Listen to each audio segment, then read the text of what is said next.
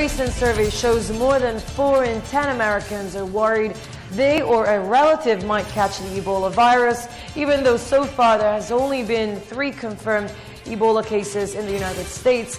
Caroline Presutti reports. In the world of 24-hour news, this is a Fox News alert. The CDC calling the first 2 nurses who got sick with... It is hard to avoid reports about the Ebola threat. Ebola is not that easy to catch. Some say this coverage just increases Ebola anxiety among Americans. They're actually calling it Fearbola. Washington resident Janelle Hugie says Ebola just adds to her already high stress level. A new Gallup poll shows Americans list Ebola as one of the country's top 10 problems. And another survey shows nearly half of Americans worry they or a loved one will get infected.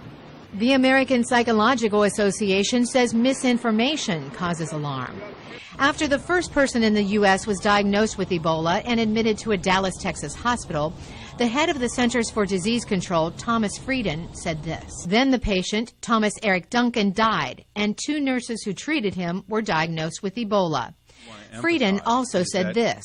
Virtually any hospital in this country that can do isolation for Ebola. But it was at virtually any hospital that the virus spread to the Dallas nurses, and that's what panicked some Americans. Mary Alvord is a psychologist who specializes in anxiety. She says her patients feel anxious when they aren't in control. The best advice is to get facts from the experts, but sometimes even the experts don't have the answers. Here's one thing doctors do know. Ebola is contagious, and fear can be too.